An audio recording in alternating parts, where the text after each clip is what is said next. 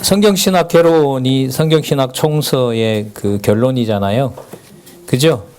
성경신학 총서 이제 앞에 뭐가 있었냐면 성경 강론 전집이 있었잖아요. 그러니까 창세기부터 계시록까지를 다 이제 풀어놓은 거잖아요.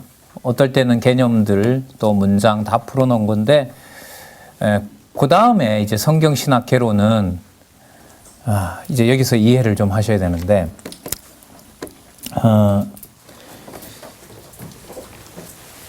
성경신학 개론은 앞에 있었던 성경 강론 전집에 창세기부터 계시록까지 하나님의 말씀으로 증명하기 위해서 여러 설명들을 상세하게 다 해놨잖아요. 18권으로. 그 말은 성경에 있는 어떤 낱말들도 다 연관이 되고 또 연결이 되고 또 창세기부터 계시록까지 그렇게 순서대로 쫙 연결이 되면 연결될수록 누가 분명히 살아서 존재하신다? 하나님께서 분명히 존재하신다. 그러니까 성경에 나타난 모든 개념들은, 자, 예를 들면 여기 있는 것처럼 성경에 있는 개념들이 대부분이죠. 여기 보면 성경에 있는 개념들이 다예요. 다 나오는 개념들이거든요. 그걸 이제 저자가 이렇게 연결을 시켜 놓은 거죠. 영원적 언약 성취라는 말은 없지만 영원이라는 말은 있고요. 그죠? 언약이라는 말도 있고 성취라는 말도 있습니다. 천상이라는 말은 이제 없지만은 창세기에 보면 하늘 위에 물, 하늘 아래 물, 이렇게 이제 천상지상 요것도 다 나오는 개념이니까요. 그러니까 이런 개념 하나하나를 성경에 나타난 개념들이 전부 누구의 존재와 관계된다? 그렇죠. 이렇게 연결이 된 거였어요. 자, 그러면 성경신학 총서는, 성경신학 개론은 뭐냐 하면, 성경신학 개론이 여러분 이 책이 어떻게 시작을 하냐 하면 서론이 있고, 그 다음에 구약 개론이 있고, 신약 개론이 있고, 이렇게 돼요. 근데 그 성경신학 개론의 서론이 뭐냐 하면, 전통 신학이 했던 것으로는 여호와 하나님을 증명하기가 어렵다. 이걸 비판해 놓은 거예요.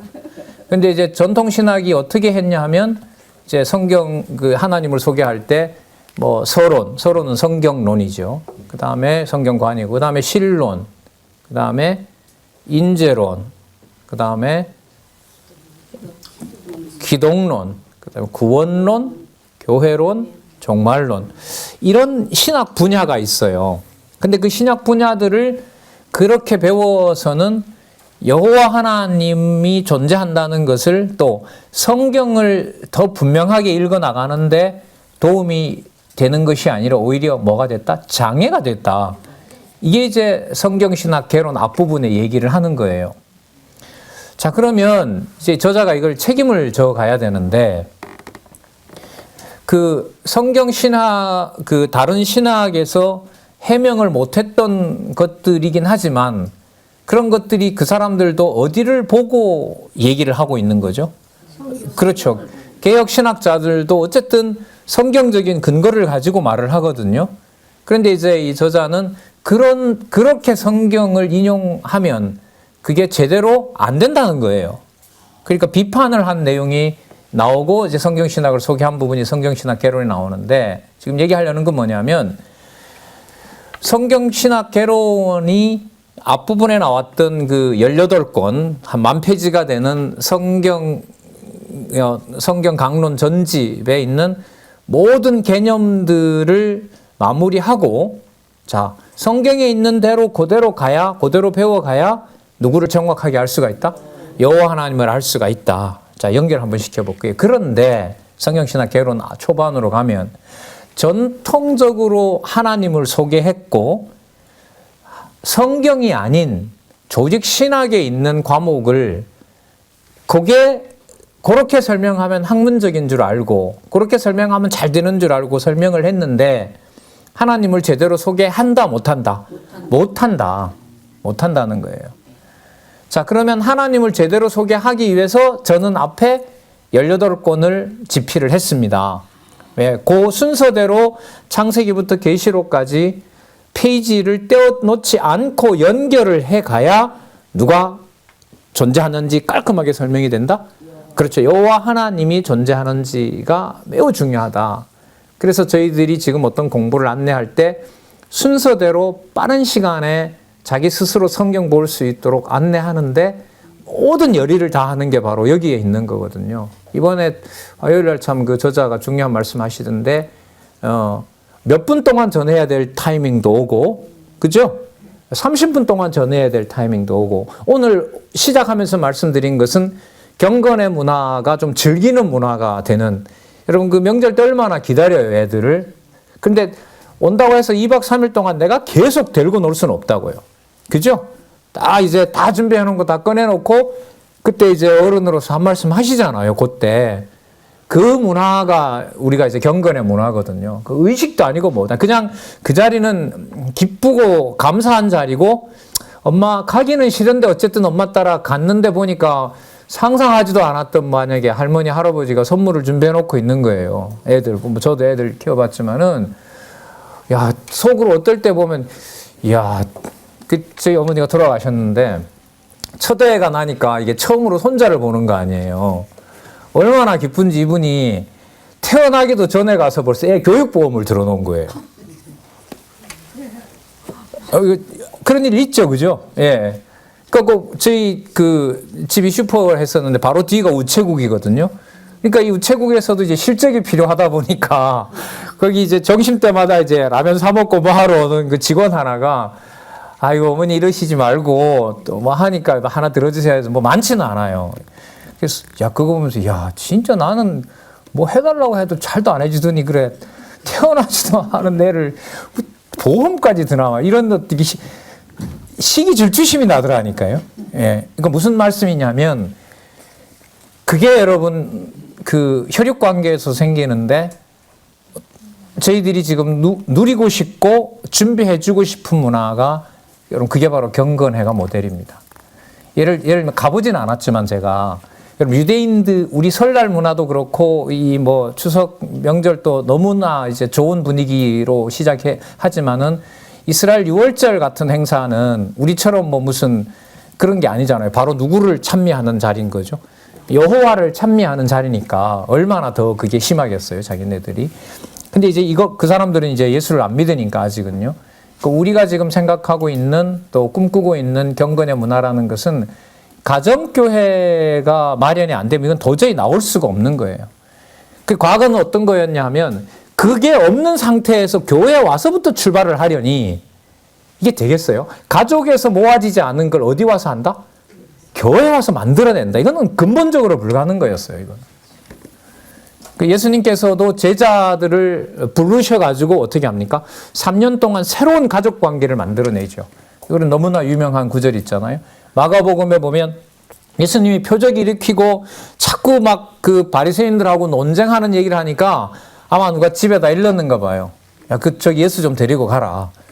지금 문제다 지금 온 데 다니면서 막 이상한 짓만 하고 한다고 하니까 아마 그 맥락으로 보면 마가복음에서는 예수님 그 어머니와 형제들이 그 동생들이 다 온 거예요.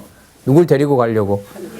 그러니까 어떻게 보고 하냐면 예수님이 막 그 논쟁을 하는데 그 중간에 그 성경에 보면 바깥에 부모가 와서 어머니가 와서 기다립니다라고 그 얘기를 해줘요. 사도 하나가. 예수님이 거기서 화를 확 내버리죠. 뭐라고 그러죠? 그렇죠. 누가 내 형제면 내 자매란 말이냐. 누가 내 어머니냐. 이들이 내 자매가 아니냐. 그건 굉장히 호통을 치세요. 그 요한복음에 가면 내가 아직도 더 얘기를 해야 되냐. 누가 내 형제고 자매냐. 거기서 이제 뭘 바꿔버리냐면 유대인의 어떤 혈통을 완전히 근본적으로 뒤집어 놓거든요. 그리고 다른 데 보면 아버지가 아들을, 아들이 아버지를 고소하며 며느리가 시어머니를, 시어머니가 며느리를 고소하며 그러니까 유대 가족이 뭐가 돼버린다는 거죠. 불화시키고 원수지간이 된다는 걸 얘기를 해버리거든요. 그러니까 유대인 그런 의미에서 예수님 보실 때 유대인들의 혈통은 해체시켜버렸어요. 2000년 전에. 그리고 예수님이 뭘 하는 거죠? 새로운 제자들을 불러서 네, 그렇죠. 사람 낳는 너부로 만들면서 니들이 내 형제고 자매다라는 걸로 바꿔놓는단 말이죠. 근데 우리 과거 전통으로 봤을 때는 이제 옛날에 처음에 들어왔을 때는 우리 가족에서 누군가 복음을 전할 사람이 없다 보니까 이제 교회 당에 와서 이제 언어도 배우고 뭐 한글도 배우고 영어도 배우고 이렇게 해서 이제 컸는데 지금은 그런 시기가 벗어났잖아요. 예, 그러던 사이에 저희들이 이제 이 바탕이 안 돼 있는 거죠. 그러다 보니 집에서 할 수 없었던 것을 교회에 와서 시작을 하려고 하니 이게 얼마나 힘들겠어요. 그러니까 교회 생활에 몰두하는 만큼 뭐는 점점 멀어져요. 그렇죠. 가정교회는 점점 멀어지는 일이 벌어졌던 겁니다. 그래서 지금 다시 시작하려는 여러분 이 경건의 문화는 좀 유의해서 보셔야 돼요. 내가 참여하든 안 하든 적극적으로 하든 안 하든 여러분 여기에 초점을 맞추시면 제가 볼 때는 안 될 것 같고요. 하나님께서 이 문화를 왜 주시는 건지 그리고 그렇게 됐을 때 우리 대학원 본과에서도 뭐 제 없을 때 발표들 하시고 하는 거 보면 저는 좀 약간은 딴 생각을 하죠. 아, 저런 모습으로 가면 되겠다, 앞으로. 그래서 발표하는 분들은 적어도 자식들한테 10분, 15분은 얘기할 수 있지 않나? 뭐 이런 확신을 갖게 되는 거죠. 그게 이제 시작할, 여러분, 뭐, 안 되면 적어서라도 우리 기지업 1회인가 2회 사회 담당하셨던 장로님 원고 다 써가지고 박 강사 좀 이거 달라 그러고 다 검토하고 그 기지업에 그 개회 경건회 때 그거 읽으시더라고요. 그렇게 하실 수도 있고요. 그래도 시간 많이 보내셨죠. 그래도 며칠 이렇게 보내주신 건데. 자, 그래 다시 한번 돌아오도록 하겠습니다. 그래서 성경신학 개론은 해놓은 일은 창세기부터 계시록까지 모든 낱말들이 누가 살아계신 증거다? 여호와께서 살아계신 증거다. 그걸 이제 낱말 하나까지 소개한 거라면 성경신학 개론 앞부분에서는 자, 그래서 이 성경이 안 되면 이렇게 성경을 소개하지 않으면 하나님을 절대로 서구에 신학하는 방식으로는 안 되는 겁니다. 안 되는 것이고 그걸 어떻게 해야 하나님이 살아계신 걸로 할 수가 있습니까? 라는 것을 비판하면서 동시에 얘기해 준 게 바로 뭐냐면 성경신학 개론의 서론이라고 보시면 돼요. 서론. 근데 그 서론에 보면 이제 전통신학이 한 수백 년 동안 지금부터 500년 전에 칼빈으로부터 시작한다고 하면 수많은 성경의 언어들을 자기네들 사용했단 말이죠. 그런데 그 개념들을 엮어 나갈 때는 누구 중심으로 이렇게 엮어가지 못했다는 거예요? 그렇죠. 말은 하나님이라고 하는데 그 설명하는 내용에 보면 인본주의가 많은 거예요. 그리고 결정적으로는 인간의 자유의지를 주장을 하고, 왜냐하면 자유의지를 인정을 해야 마지막에 너 뭐 해라라고 뭐 할 수 있어요. 그렇죠. 명령을 할 수가 있거든. 이른바 설교를 하려고 하면 그 사람이 하나님 정해놨어 이러면 설교할 수 있어요, 없어요? 명령해요, 못해요? 못하죠. 그러니까 당신이 뭘 가지고 있다? 독립적인 자유의지를 가지고 있다. 그렇게 확인을 해주는 거예요. 근데 이게 성경에 맞아요, 안 맞아요? 안 맞는 거잖아요. 자, 그래서 성경 신학 개론 앞부분에 나타난 내용은 성경의 모든 낱말들은 하나님 계시로 봐야 됩니다. 그게 여러분 이제 성경 강론집이었고 또 하나가 여러분 무엇인가라고 보시면 돼요. 그 무엇인가는 뭐 하나까지라도 낱말 하나를 풀면 적어도 여러분들 책 가지고 계시지만 10페이지가 필요하잖아요. 그래서 아까 제가 살펴볼 때 예를 들면 성경 신학에서 말하는 언약이라는 게 뭐예요? 라고 하면 여러분 요 언약만 얘기하면 될까요? 아니죠. 그럼 요 언약 여기도 나오고 요거도 말해야 되죠. 그러니까. 그리고 또 뭐도 말해야 돼요? 신약에 있는 이 뭐 언약, 예수 언약도 얘기해야 되는 거고요. 그 다음에 또 여기 죄송합니다. 무슨 언약도? 열조 언약도 얘기를 해야 되고 또 구약 언약 요 개념도 설명해야 되고 또 여기 또 있네요. 그죠? 실체적 요거도 해야 되고 여기 또 영원적 언약. 그러니까 벌써 몇 가지가 되죠. 하나, 둘, 셋, 넷, 5가지.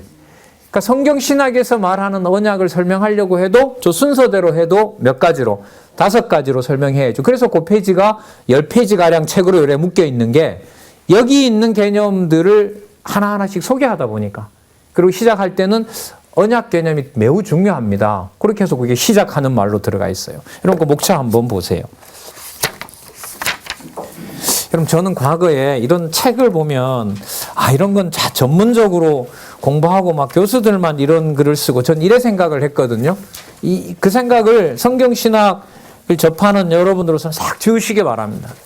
뭐 간단하게 이렇게 학술적인 걸로 만든다고 해서요. 그때부터 무슨 지식이 만들어지고 이게 아니에요. 이미 우리는 온몸에 벌써 성경을 하나님 계시로 보는 것이 온몸에 우리들에게 배어가고 있고 배어 있거든요.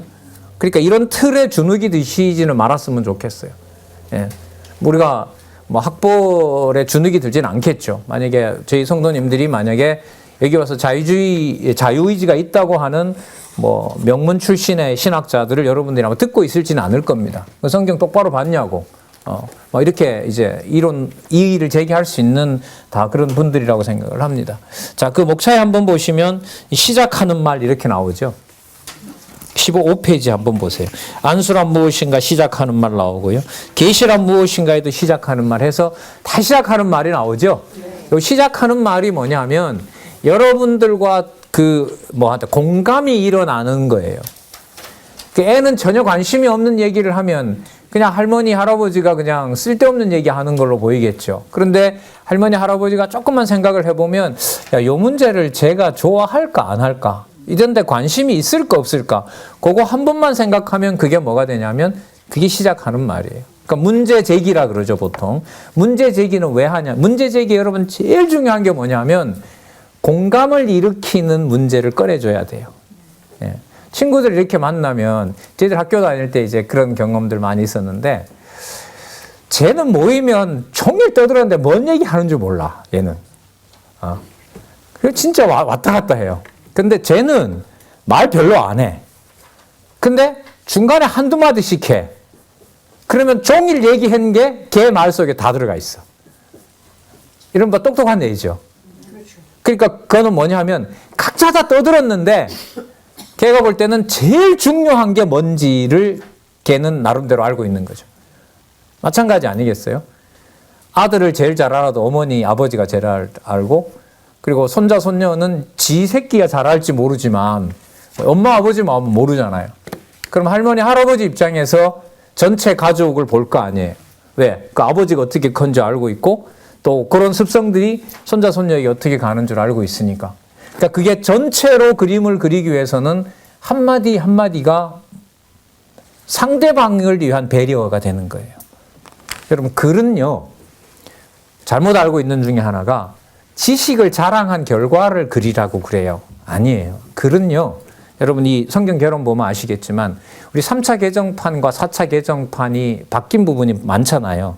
엊그제도 확인했지만 달라진 건 없어요. 맞았는데 틀린 건 없어요. 아니, 틀렸는데 맞았다 이런 건 없어요. 맞죠? 그럼 뭐가 바뀐 거였죠? 저자 입장에서 바뀐 게 많아요. 독자 입장에서 배려해 준 게 많아요. 예, 그래서 글쓰기는요 100% 여러분 독자 배려입니다. 말은 아닐 수도 있어요. 그래서 제가 이렇게 학생들한테 옛날 논술지도 할 때 네 머릿속에 있는 거 꺼내려고 하다간 큰 코 다친다. 그럼 어떻게 했어요? 그 글을 읽는 분들이 대학에 계신 교수님들인데 그렇다고 대학에 있는 교수님들 앞에서 쓴다고 하면 또 다 망친다. 왜? 네 머리로 대학 교수님을 설득을 못하니까. 그럼 선생님 어떻게 해요? 쓰는데 상대방이 알아들을 수 있도록 중학교 한 3학년 정도 되는 애가 앞에 있다고 생각하고 글을 써라. 그러면 모르는 얘기는 안 쓰게 된다. 그러면 여러분 동생한테 소개를 하려면 어려운 얘기를 막 갖다가 하면 되겠어요? 안 되겠어요? 안 되겠죠. 그럼 대학 교수님이 보신다 이러면은 뭐 하게 되겠어요? 막 쉬운 말도 어려운 말 막 골라서 막 갖다 쓰겠죠. 제가 지금도 그렇지만 비판을 많이 봤어요. 뭐라고 하냐면 지식 자랑하지 말고 글을 쓰라는 말 굉장히 많이 듣거든요. 예. 그러니까 누구에 대한 배려가 약한 거죠. 그렇죠. 왜? 글은 100% 독자에 대한 배려입니다. 이렇게 한번 접근해 볼까요? 하나님께서는 성령을 보내서 글을 안 쓰면 당신이 존재한다는 걸 증명 못하죠. 다시 하나님께서는 당신이 존재하시는 전지전능한 분이라는 것을 우리한테 꼭 말을 해줘야만 당신이 전능자가 돼요? 아니죠. 맞잖아요. 그러면 왜 기록을 하게 하셨을까요? 그렇죠. 그게 배려예요. 그게 배려예요. 그게 배려예요. 그리고 배려인데 요한계시록 끝에 가면 더하거나 절대로 빼거나 더하지 말라 그랬죠. 굉장히 엄격하게 문헌을 적어 놓은 거죠. 왜냐하면 다르게 말하면 뭐가 되니까 내 자식들이 다른 길로 가니까, 왜곡된 길로 가버리니까. 그렇게 생각을 하면 여러분 글은 이게 우리 성경 개론이 특히 이제 성경 신학이 앞으로 글 쓰는 거죠. 개정판이 나오는 것은 책이 다 떨어져서 다시 개정판을 내는 게 아니고요.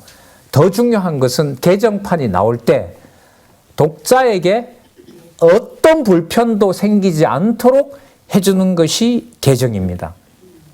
그래서 여러분들 아까 말씀드렸잖아요. 2차 개정판에 도표가 들어가요. 그리고 3차 개정판 2005년도에 나왔던 거 우리가 가장 오랫동안 봤던 그 성경 개론은 성경 강론집이 쓰여지던 사이에 나왔기 때문에 성경 강론집하고 맞춰져 가요. 그런데 2005년에 나왔기 때문에 2014년에 완간이 된 거하고 안 맞아요, 그게. 그래서 올해 2019년에 4차 개정판이 나온 거죠. 그리고 저자가 지금 화요를 듣고 있잖아요. 여러분들에게 더 뭐 했다? 더 많이 배려했습니다. 왜 성경 본문을 더 나누셨습니까? 그냥 40장, 41장 다 읽어보라고 한 낱말 적어놓고 양쪽 가로 1, 여호와의 언약, 여호와의 징계 해놓고 본문을 40장, 41장 다 읽어보세요. 이거 하고 여호와의 징계가 나오는데 첫 번째 선민도 징계했고 두 번째 뭐예요? 열조의 후예들에게도 했다. 그 다음에 앞으로도 할 것이다. 그렇게 세 가지를 미리 소개를 해주는 것하고 그냥 제목 따라놓고 다 읽어보라는 것하고 같아요? 틀려요? 틀려요.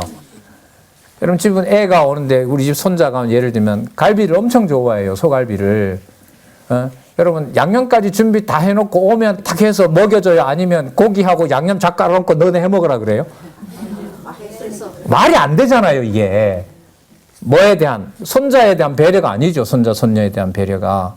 그래서 성경 신학에서는 지식 자랑을 할 수 없는 원천은 성령께서 주관자가 되시기 때문에 더 그렇고, 두 번째, 그걸 고려를 할 때 철저하게 글 쓰는 것의 원칙이 여기서부터 완연이 되는 거예요. 예를 들면 세상 지식을 전하는 지식인들은 아무리 잘 전해봤자 자기 지식밖에 전하지 못해요. 맞죠? 근데 성경과 관련된 여러분 지식을 전해준다는 것은 뭐죠? 그 사람과 함께 하나님 배우자라고 하는 것으로 가고 있는 거죠. 그래서 여러분들이 저자가 여러분 오늘도 가지고 계신 이 성경신학 전문연구서 같은 경우에는 그 저자를 볼 때 하나님이라는 존재와 하나님이 해가시는 또 교회를 세워가시는 성령 하나님의 존재를 빼고 나면 이 책에 대해서 우리가 바르게 접근이 안 돼요. 그래서 여러분 이런 혼돈도 생겨요. 하나님 다 하게 하셨다고 하는데 저자는 어떻게 저렇게 자기 책에 애착을 갖지? 그러니까 어떤 오해가 생기는 거죠? 우리 과거에 많이 들었죠. 우리 3년 전에 해도 할 때 자기 것만 하라 그런다. 다른 사람 거는 안 팔아주고 자기 것만 판다. 별 얘기 다 나왔었어요.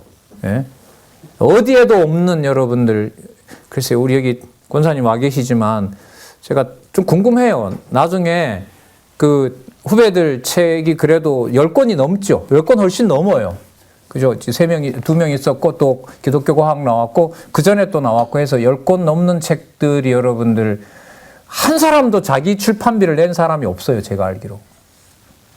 세상에 그런 거 없습니다. 그런 거 없어요. 출판사에다 갖다가 할 때는 모든 판권을 저자가 다 맡기지. 다 맡기고 출판만 해주세요라고 하지. 출판사, 관련된 출판사가 다 대주고 판권은 너한테 줄 테니까 마음껏 이용해라. 그런 출판사는 세계에서 없습니다. 칼빈이나 여러분 이런 그 서구 신학자들도요. 당시에는 그 책을 로만 카톨릭 출판사가 찍어주지 않아가지고 들고 곳곳에 다니다가 잊어버린 경우도 허다합니다. 제가 여러분 니체라는 철학자 전공했죠. 처음에 책이 나왔는데 25살 교수가 쓴 책이 너무나 이상한 책이니까 전부 다 출판사에서 안 받아줬어요. 그게 근데 10년 지나서 베스트셀러가 되거든요. 그러니까 그 시대와 여러분 이렇게 어떻게 보면 충격을 주는 어떤 저서가 가지고 있는 의미도 있지만 제가 그걸 말씀드리려는 것은 아니고 그 어떤 책들을 독자들을 배려해서 쓴다라고 하는 것을 마음은 그렇게 먹어도 이게 다 마음대로 될까요? 안 될까요? 안 돼요. 그래서 여러분 하나님이 하시는 일입니다. 하나님께서 하신 일이고 하나님이 그걸 사명으로 줬기 때문에 내 것을 간수하는 것이 아니라 하나님이 나에게 주신 뭐죠? 보물을 제가 목숨을 다하여 보존하는 겁니다. 관리하는 것이고. 그래서 여러분 독자들에게 글자 하나까지 그리고 그 한눈에 들어올 수 있도록 그리고 앞으로 성경책이 나올 걸 염두에 두고 그렇게 해서 지금 성경 개론이 만들어졌다고 보시면 돼요. 그래서 좀 길어졌는데 여러분 글은 철저하게 독자 배려입니다. 100%. 그래서 우리 문화는 옛날에 여러분들 이 글이라는 게 그 우리가 어떤 게 있죠? 우리가 여러분 사농공상이라고 들어보셨어요? 우리 유교 문화에 제일 높은 계급이 뭐예요? 선비사. 우리 그게 뭐로 자리 잡았어요? 사자로 다 통하잖아요. 그러니까 여러분 관료들의 60, 70%가 다 인문계 출신인 나라예요. 중국 공산당 같은 경우에는 60, 70%가 다 공대 출신이거든요. 네. 그러니까 우리나라는 다 인문계로 가잖아요. 네. 자, 그 다음에 또 뭐 사자 붙은 거 있죠. 그게 여러분 사농공상인 거죠. 그러니까 사자 붙은 게 뭐예요? 최고로 권위가 있는 거. 그 다음에 사농. 옛날에는 농사였죠. 지금은 공이지만 공산품 만드는 기업이지만은 그 다음에 사농공상. 상은 뭐예요? 장사꾼들. 이게 제일 천박한 거. 이게 여러분 이게 뿌리 깊게 잡고 있는 거예요. 뿌리 깊게 잡고 있어요. 예? 아니에요. 성경신학은 이 모든 걸 여러분들 다 넘어서고 있고 이 글을 쓰고 또 출판을 하고 지금 정착되어 있는 어떤 우리 이 진례 말씀사를 중심으로 해서 일어났던 역사를 나중에 기회가 되면 제가 말씀드리려고 해요. 상세하게 좀 제가 여쭤보고요. 일하셨던 권사님이 살아 계셨을 때 출판 뒷얘기는 그동안 어쨌든 가족들이 수고하신 거라 꺼내놓기도 어렵고 제가 알기로는 뭐 어려운 고비고비가 많았어요. 진짜. 쓰는 저자도 이번에 책이 나올까 고민할 때도 있었고 책은 났지만 어디 가서 출판비를 가져와야 되냐라고 했을 때 그 다음에 그럼 그 기독교 과학 같은 경우에는 후원자들하고 저자하고 엄청 싸웠어요. 원하지도 않는 책을 왜 우리는 후원을 이렇게 했는데 왜 이걸 냈느냐. 왜냐면 그 강론집보다 더 많이 들었거든요. 그 칼라 화보가 들어가고 이러는 바람에. 근데 그 해당하는 사람은 자기 책을 더 안 팔아준다고 또 비난을 하고 그런 일들까지 제가 볼 때는 이 출판사 뒷얘기가 많아요. 근데 이제 어떻게 가족들이 다른 분들 뭐 직원을 쓸 수가 없으니까 거기서 수고한 건데 좀 시간이 지나면 제가 알고 있는 얘기나 이런 것도 한번 편안하게 한번 얘기를 해드리고 싶어요. 어쨌든 그렇게 해서 여러분 보시는 대로 이 한 50여 권까지 지금 나와 있는 거거든요. 자, 그 모든 것들이 성경 신학 안에 나온 책이라면 누구 배려다? 독자 배려예요. 독자 배려. 여러분 이 바탕이 안 되면은요 써놓고 저 같은 사람이 예를 들면 책을 써놓고 행세를 해요. 행세를 내가 안 하고 싶다고 안 해지는 게 아니라 내 책에 대한 애착을 가지고 그걸 가지고 당신네들은 모르니까 나한테 배워라, 한 수 배워라. 성경 신학으로서 이게 무너지는 거죠. 이게 있으니까 아슬아슬한 거죠, 이게. 적어놓고 그걸 자기가 어떤 행세하는 도구로 쓴다는 거. 근데 사실 그 실질적인 모든 저작권은 누구한테 있죠? 머리에서 나온 모든 게 누구한테 있어요, 우리 성경 신학에서 볼 때는. 누구에게? 보혜사 성령에게 있는 거잖아요. 근데 그게 사도 바울의 글에도 나오지만 자기 글을 꼭 읽고 다른 거 읽으면 안 된다 그러거든요. 서신서 읽어보면 나오잖아요. 절대로 다른 거 읽으면 안 된다. 그게 여러분들 사적으로 보면 사도 바울이 자기 것만 읽으라는 거잖아요. 그러나 사도 바울을 이끌어가는 힘의 원천이, 지식의 원천이 누구한테 있다면 성령께서 주시는 거라면, 그러니까 이 원칙이 너무 중요하죠. 성령께서라는 주어가 책을 보실 때는 너무너무 중요한 거예요. 아, 잘 썼다, 괜찮다, 이게 아닌 거죠. 그러면 시작하는 말 같은 경우에는 성경 신학적인 관점에서 독서 방법론으로 본다라면 뭐냐면 하나님께서 이 문제를 성도들이 공감하게 하신다는 게 전부 시작하는 말이라고 보시면 돼요. 그럼 한번 보세요. 내 지식 자랑하려고 어떤 그 경건의 간단한 메시지를 준비하는 것하고요. 오늘 오는 사람들이 뭘 유익한 것인가를 고민하고 그 성경의 내용을 고르는 것하고 차이가 있을까요, 없을까요? 엄청 차이가 있죠. 예. 할머니가 요리 솜씨 자랑하려고 하는 것하고 손자가 좋아하는 것 준비하는 것하고 음식이 같아요, 달라요? 같으면 제일 좋죠. 같으면 제일 좋지만은 만약 그렇다면 좋은 할머니는 아니죠. 야 봐라, 내 잘하지. 글쎄 그런 할머니도 안 계시겠지만 그건 아니잖아요. 예. 자, 다시 한번 돌아가서 말씀을 드리도록 할게요. 그래서 성경신학 개론이 성경의 모든 낱말들은 누구의 존재를 확증해 줍니다. 성 여호와. 그리고 상세하게 소개하지 못했던 40여 가지의 개념도 따로 소개를 드렸습니다. 그걸 보시면 그것도 뭐와 연관됩니다? 그 여호와의 존재와 연관됩니다. 여호와의 존재가 연관이 되면 무슨 그림이 통하겠어요? 전부 다? 이 언약과 성취 섭리도가 끝나겠죠. 왜? 그 여호와는 언제부터 계시는 분이니까. 창세 전부터 계시는 거니까. 그래서 이 도표가 성경신학 총서의 성경 강론집의 어떻게 보면 전체 요약이면서 무엇인가로 넘어가는 여러분 다리가 바로 이 언약과 성취 섭리도라고 보시면 돼요. 자, 그럼 여기서 그 다음에는 무슨 일이 벌어지느냐? 무슨 일이 벌어지냐면 아까 성경신학 서론에 보면 전통 신학을 비판했다 그랬죠. 그죠? 여러분 전통 신학을 비판하는 거니까 뭐 세상의 철학이나 세상의 어떤 인문학이나 세상 지식은 더 말할 나위가 없겠죠. 그거는 누구 중심이에요? 누구 중심이에요? 하나님 중심이에요? 인간 중심이에요? 그게 인본주의잖아요. 자, 예를 구체적으로 들게요. 다 이제 교육들을 어느 정도 받으셨으니까. 아니면 우리 자녀들이 초, 중, 고등학교 가서 배우는 내용들이 인본주의예요? 신본주의예요? 여기 가까이 이제 여기 기독학교가 있거든요. 여기 아주 유명한 기독학교가 있어요. 거기에 넘어가면 있는데, 그 학교에서도 채플 시간은 있고 기독교 과목은 있을 수 있어도 대부분은 이게 학교다 보니까 뭘 배워요?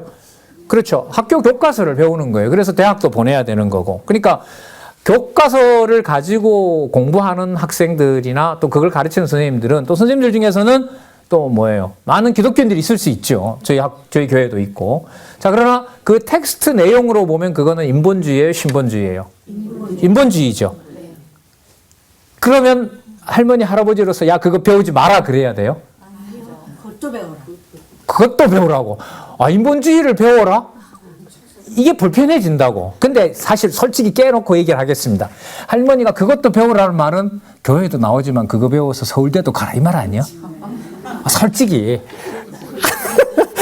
우리 권사님 오늘 확실하게 대답을 안 하셔. 옛날 같으면 딱 그냥 뵀는데 왜 권사님 그 마음 들어가 있잖아요. 학교 공부도 해서 좋은 고등학교도 가고. 근데 지금은 안 그래요. 그 과거에는 그랬죠. 그랬어요. 그러니까 그 말을 왜 빨리 안 해주세요, 권사님. 자, 다시요. 자, 이 부분이 바로 뭐냐 하면 조금 전에 읽었던 고린도 후서 5장 내용하고 관계가 되는 거예요, 이게. 우리 대부분 성경 공부하면서 보내요, 애들이? 아니죠. 유치원부터, 요한부터 가서 어디까지? 교회 재단에서 세운 성교원도요, 취학 준비를 시키는 거죠. 엄밀하게 말하면. 미리 가르쳐 주는 거고요. 뭐 영어나 이런 거 가르쳐 주는 거고, 대부분의 시간은 우리가 뭐 대학 졸업할 때까지 어디 가서 보내고 있어요? 학교에 가서 보내죠. 자, 무슨 책으로? 그렇죠. 사람이 잘 사는 방법을 가르쳐 주는 책으로. 인문학이든 공학이든 전부 다. 그러니까 세상에서 살아가는데 이른바 출세할 수 있도록. 사람들이 매겨놓은 높은 연봉이 될 수 있는 방법들. 그리고 안정되게 찾아가는 방법들. 그런 것들을 전부 교과서에서 배우잖아요. 그럼 그걸 배우지 않으면 안 되는데 그걸 그러면 배우라고 할 거냐 말라고 할 거냐. 제가 그러잖아요. 그것도 배우라고 그랬잖아요. 권사님 얘기 먼저 들어볼게요. 왜 배우라고 하죠? 왜 배우라 할까? 야야 공부 열심히 해라. 왜요 할머니? 그러면 그렇게 하나님 존재를 알고 살아야 네가 편안하잖아. 그러니까 그렇지. 할머니 교과서에 하나님 안 나오는데요 라고 하면 그러니까 답답하니까 내가 참는다. 자, 권사님 이게 제가 뭘 말씀드리려고 하냐면 이런 고민 때문에 한 끼나 두 끼 굶어 보셨어요 이때까지? 뭔가 잘못되지 않았나요 이거? 굶는다고 해결돼요 그게? 네? 제가 굶으라는 게 아니라 성경을 배우면서 대부분의 시간을 학교에서 보내는 아이의 이 영혼, 요즘 말하면 멘탈을 고민하면서 야, 이게 내가 할머니로서 할아버지로서 혹은 부모로서 내가 이걸 이렇게 방치를 해야만 되나? 나는 기도할 때는 권사나 장로로서 모든 어떤 지식보다 뭐가 중요하다고 하는데 그런데 애를 계속 부추기는 건 잘 배워서 뭐 해라? 추세라. 자, 이걸 여러분 제가 뭐 이게 대부분 어른들이시고 저도 못한 걸 제가 그러시면 안 됩니다라가 아니라 저는 이 문화가 이제는 성경을 옛날에는 할머니 그럼 뭐예요? 라고 말 못 해줬잖아요. 그죠? 목사님한테 가서 배우라 했지. 맞죠? 근데 이제는 가능한 시간이 온다는 거죠. 가능한 시간이 다가왔다는 거죠. 그리고 이제 아까 말씀드린 대로 학교 공부. 여러분 제가 가끔 말씀드렸는데요.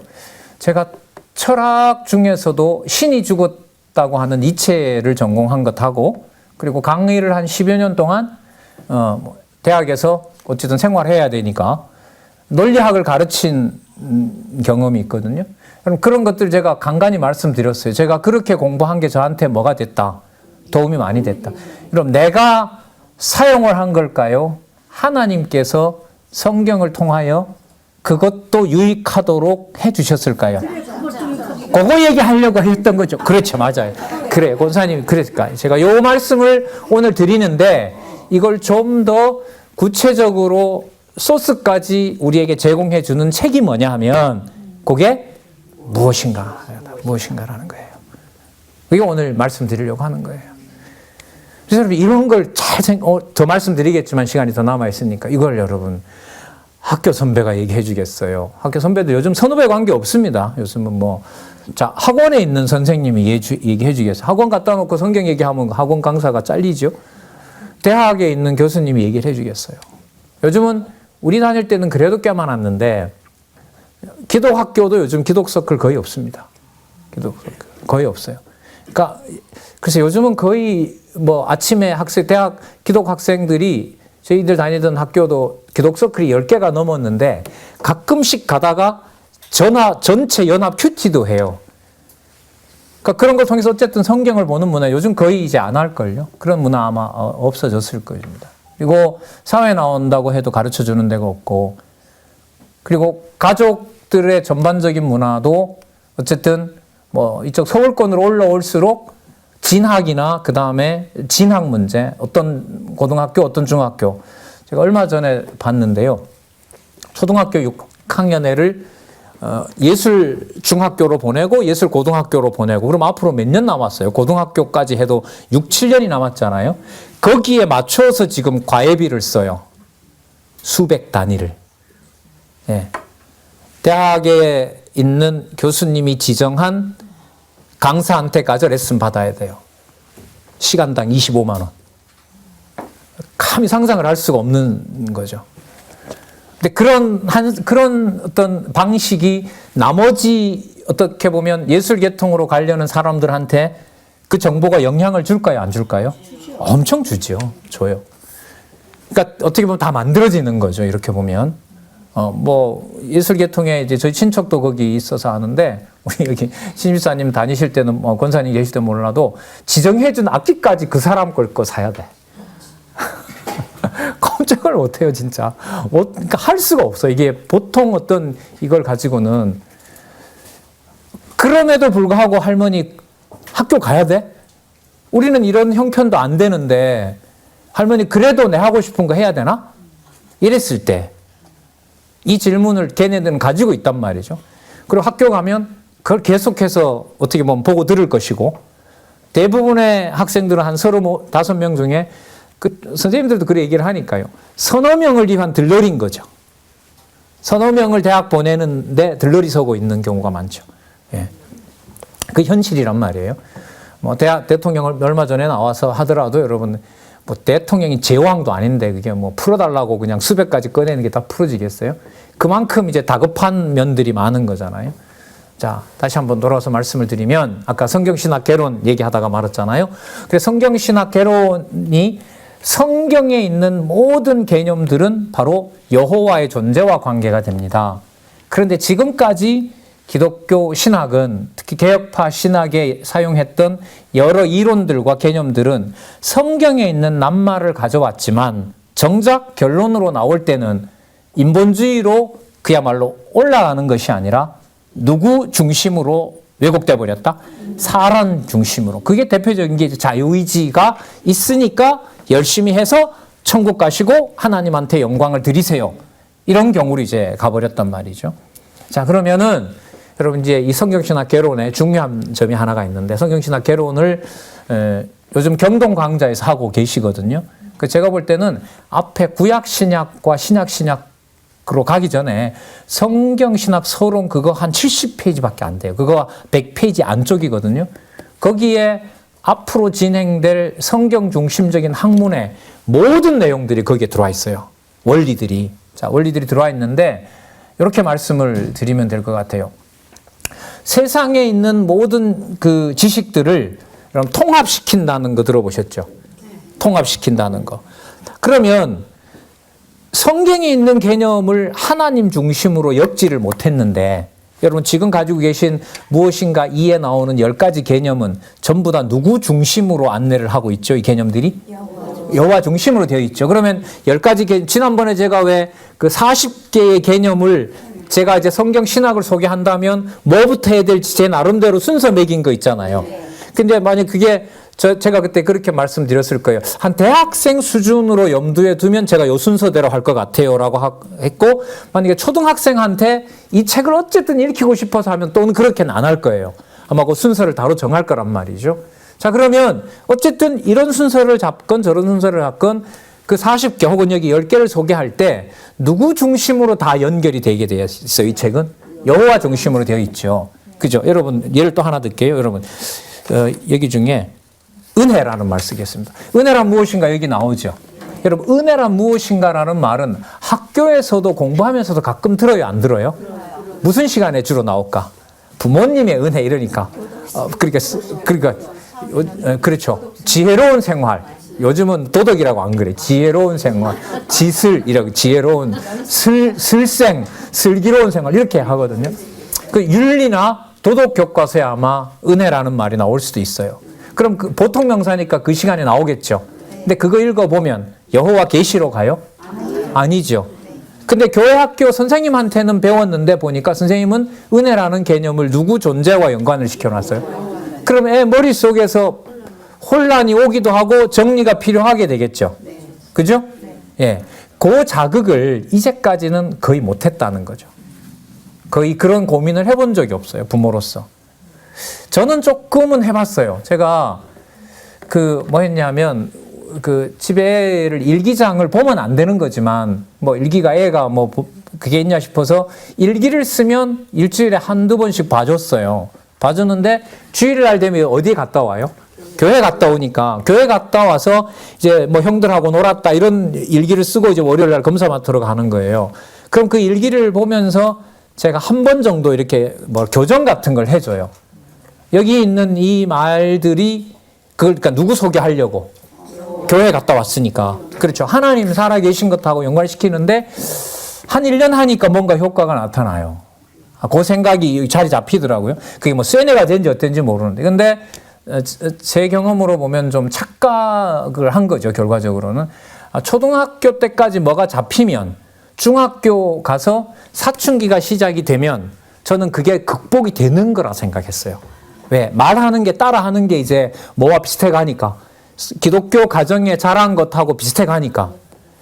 근데 이게 이 사춘기가, 물론 하나님 그렇게 하셨죠. 사춘기가 준비되어 있는 것은 초등학교 때 가지고 있던 것 가지고는 될까요? 안 될까요? 안 돼요.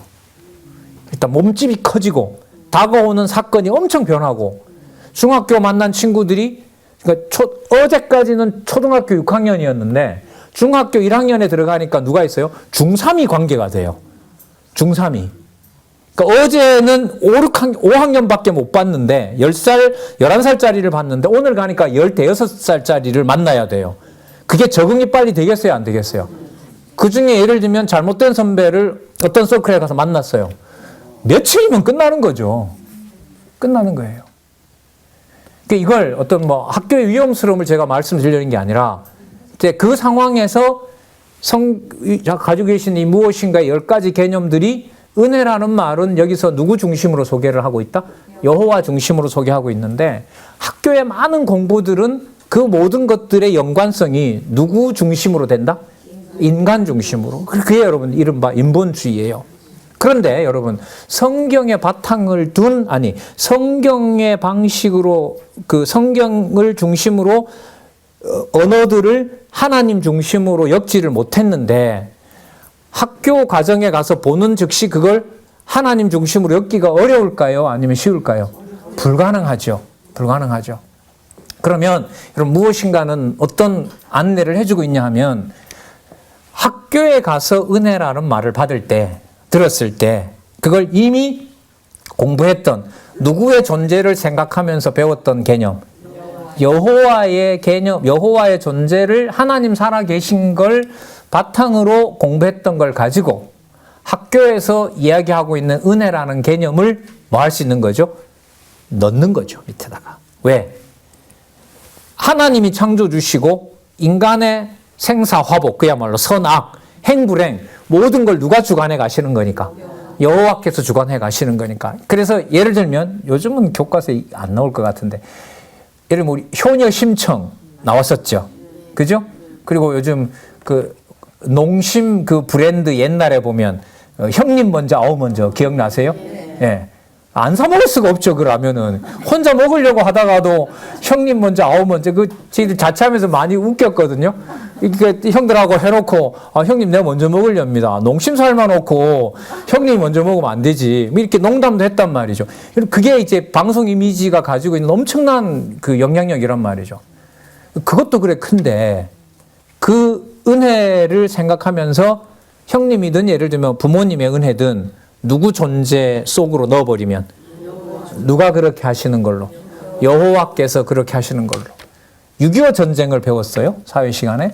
북한군이 6.25 침에 소련의 지원을 받아서 이렇게 일으켰다. 북한 놈들이 나쁜 놈입니다. 저희들 다닐 때는 그랬거든요. 요 앞에 보면 여기는 때려잡자 김일성, 여기는 처부수자 공산당, 그리고 뒤에 멸공방첩, 그리고 여기 유신 때 있었던 그 전 박 대통령 사진 있고, 맞죠? 그 다음에 또 전시 사진 걸렸고, 그리고 월요일 아침에 뭘 하고, 그 대통령 얼굴 보면서 뭐 하고, 국기에 대한 경례하고, 그렇죠? 그 다음에 초등학교 때 국민교육 헌장까지 낭독하고, 예. 그거 도덕 99점 맞아도 끝에 국민교육 헌장 그 다 못 쓰면 점수 안 나왔습니다. 간첩 신고는 얼마? 112 산에 간첩 식별 방법, 아침에 구두를 신고 뭐 내려온다, 구두 밑에 돈을 감춘다, 그거 한 10가지 써야 되고. 예를 들면 지금은 그 정도는 아니지만 그 당시로 돌아가서 봤을 때 제 같은 사람이 만약에 그 할머니나 부모님이나 아니 뭐 학교 선배나 아니 이런 교육 왜 받아야 돼요? 이렇게 하나님을 왜곡시키는데.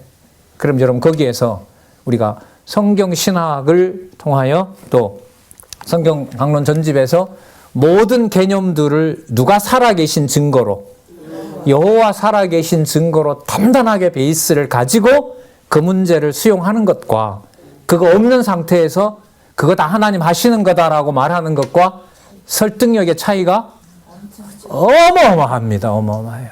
근데 그렇게 할 수 있는 바탕이 올해 1919년 지금 진행되고 있는 제가 볼 때 의미분석 성경 개론 강의와 함께 아까 읽었던 본문대로 자 이제 설명을 드리려고 하는 거예요. 아까 보면 고린도후서 10장 5절 한번 다시 보시기 바랍니다. 자 이제 학교에 가서 자 친구 관계도 생기고 공부하는 내용도 드러나고 또 머리도 아프고 또 출세도 해야 되고 좋은 대학도 가야 되고 여러 목심들이 막 몰려와요. 자 그리고 온갖 머릿속에 잡다한 정보들이 있습니다. 자 성경은 뭐라고 약속을 하고 있냐면 제가 4절부터 읽어볼게요. 우리가 싸우는 무기는 육체에 속한 것이 아니요 학벌과 족벌과 이런 게 아니라는 거죠. 재산이 아니라는 거예요. 싸움의 본질이 그게 아니라는 거죠. 오직 하나님 앞에서 견고한 진을 파하는 강력이 하나님의 능력이다 이 말입니다. 강력한 하나님의 능력이다. 그러면 하나님의 능력은 뭐와 관계된 게 아니에요? 아까 처음에 읽었던 육체와 관계된 게 아닌 거죠. 그럼 영적인 것과 관계되는 건데 정신적인 거란 말이에요. 그럼 정신적인 거라는데 엄마나 아버지 혹은 할머니, 할아버지 같은 경우에 보면 늘 공부 잘하라고 그래. 근데 가만 보면 전부 다 저게 출세하라는 거야. 너 그러다가 나중에 너 좋은 직장 못 가면 어떻게 돼? 이런 말까지 막 하면 이건 머리가 진짜 혼돈스러워지는 거죠. 예. 자, 그래서 5절에 보면 모든 이론을 파하며, 모든 이론은 전체 이론인 거죠. 그 이론이 여러분 나쁘다가 아니라 그 이론에서 강력하신 누구를 만나지 못하면, 하나님을 봐야지 못하면 그 이론 속에 우리가 지게 되는 거예요. 근데 이게 과거에는 그냥 막 들쭉날쭉했어요. 설명도 안 돼. 왜? 인본주의로 끝나버린 것이 서구 신학이었고 그 서구의 조직 신학의 틀이었기 때문에, 그러니까 여러분 조직 신학의 틀은 뭘로 끝나냐 하면 윤리학으로 끝나요. 그러니까 신이 이렇게 했으니까 인간이 어떻게 똑바로 살아야 되느냐 이렇게 끝난단 말이죠. 그리고 똑바로 사는 것이 구원을 내가 보장하고 앞으로 장차 어디로 가는 거? 천국 가는 걸로. 이게 너무너무 왜곡이 되어버린 거죠. 예. 자, 모든 이론을 파하며 하나님 아는 것을 대적하여 높아진 것을 다 뭐하고? 파하고 모든 생각을 사로잡아 누구에게? 그러니까 그리스도에게 복종시킨다는 거예요. 그래서 이 모든 이론들을 다 모아서, 자, 역대 누가 엮어주시고 누구를 알게 한다? 그러니까 자, 오늘 첫 시간에는 뭘 배웠냐면 6.25 배웠어. 두 번째 시간에는 예를 들면 통일 배웠어. 과거에 일어났던 6.25든 앞으로 일어나는 통일이든 그걸 누가 주관해 가신다? 그 바탕이 어디에서? 성경 강론집을 통해서, 구체적으로는 성경 강론집을 통해서 모든 개념들을 누가 살아계신 증거로, 이런 교육이 이제까지 없었어요. 있으면 소개 한번 해보세요. 없었어요. 이게 바탕이 된 거라고요. 그래서 제가 요즘 이게 참 속이 단 게 있는데, 학교 공부도 만만치 않잖아요. 그죠? 학교 교과서가 좀 좋아져서 진짜 만만치 않아요. 참 좋고요. 참 교과서 좋아요. 그리고 뭐 EBS 같은 데서 보면 공짜로 다 이제 강의해주고. 그래서 지방은 약간 요즘 환영합니다. 왜? 수능 중심으로 가면 EBS 듣고도 뭐 할 수 있으니까. 그냥 점수를 이렇게 잘 받을 수 있으니까. 강남은 싫어하죠. 왜? 이쪽에서 더 많이 보내야 되니까. 평균화되는 걸 원치 않는단 말이죠. 예. 자, 어쨌든 여러분 학교 공부도 만만치 않고 세상 지식도 뭐 좀 많아요. 너무너무 많고. 이거 필터 좀 걸러주고도 싶고. 그리고 그 개념들이 학교 성적과는 어떻게 보면 무관하게 하나님 앞에서 내 존재를 자기가 확인할 수 있도록 안내를 해주려면 또 무슨 교육이 뒷받침돼야 되겠어요? 성경신학 총서를 가지고 교육도 해줘야 되고. 그럼 이게 쉬운 일이 아니죠. 그래서 이제 하나님께서 이제 어쨌든 우리에게 벌려주신 판은 가정교회로 출발할 수 있는 환경을 주셨고, 지금 주셨고, 거기에 대한 인식들을 많이 가지고 계시고, 그리고 그 바탕 위에 성경을 공부할 수 있는 어쨌든 여건이 어떻게 보면 장안중앙교회에서는 마련이 되어 있고, 그 다음 단계가 이제 좀 고민인데, 우리가 지금 여기 주말 학교가 있긴 하지만은 뭐 많은 선생님들이 지금 안 계세요. 처음 시작할 때는 서너 분 계셨는데 요즘은 이제 저 혼자 이렇게, 그것도 지방 강의 2주 빼고, 참 애달픈 거죠. 그 시간에 가서 역사 얘기해주고 정치 얘기하면서 성경 공부해야 된다는 이유를 알려줘야 되는데 그걸 4시간 하다가 뭐 2시간밖에 못 했으니까 걔네들한테 어쨌든 좀 아쉬운 거잖아요. 근데 이걸 여러분 그 많은 과목을, 그 많은 지식을 대부분 시간은 또 학교 가서 보내는데, 야, 이걸 어떤 방식으로 어떻게 전하면 될까? 이런 어떻게 보면 좀 인간적인 고민을 많이 하게 돼요. 그래서 오늘 여러분들한테 말씀드리는 것은 모든 준비는 끝났다. 아까 구체적으로는 모든 이론을 파해서 누구 아래로 쳐 복종시킨다? 날려버리는 게 아니에요. 모든 세상에 있는 지식과 정보들을 누구를 아는 대로 쳐 복종시킨다고요? 그래서 생각을 사로잡아 누구께 복종케 한다? 그리스도께 복종하는 그 주 예수 그리스도, 예수께서 주님이시다, 주 예수 그리스도라는 것을 확정할 수 있는 것이 구체적으로는 무엇인가 이까지 근래 나온, 가장 최근에 나온 무엇인가 이까지 모든 개념들 하나라도 누구 중심으로? 여호와 중심으로 하나님 살아계신 증명을 할 수 있도록 안내를 해놓았다. 지금 이 상황입니다. 제가 볼 때는 이 상황이에요. 근데 이게 어떤 방식으로 어떻게 실현이 되고 이루어질지는 글쎄요, 이제 마음은 가고 또 모르죠. 하나님 어떻게 하실지 좀 지켜봤으면 좋겠습니다. 점심 식사를 하시고요. 1시 10분에 남아있는 시간에는 그러면 세상의 어떤 여러 지식들을 무엇인가를 통해서 어떻게 보면 나머지 모든 지식들이 서로 연관이 되고, 자, 아까 말씀드렸죠. 앞으로 여러분 만약에 경건회를 안내하신다고 했을 때 성경 본문은 읽지만 중간중간에 세상에 관한 지식들, 내가 살아왔던 것들을 예로 들 수도 있어요, 없어요? 저도 오늘 몇 가지 들었잖아요. 근데 그게 간증으로 가면 안 되고 누구 지식 아래로 복종시켜야 돼요? 그렇죠. 그리스도 아래로 본인이 겪었던 경험이나 할머니, 할아버지가 어렵게 겪었던 경험을 할아버지, 할머니의 어떤 견디는 인내력을 배우라가 아니라 누구의 존재? 그리스도의 존재로 소개를 한다고 했을 때 메시지는 성경 중심으로 가고 그 경험을 귀중한 자산을 누구 아래? 그리스도를 높이는 일에 처복종시키는 것과 어떻게 구체적으로 연관시키면서 총서와 연구서를 같이 볼 수 있는지 그걸 조금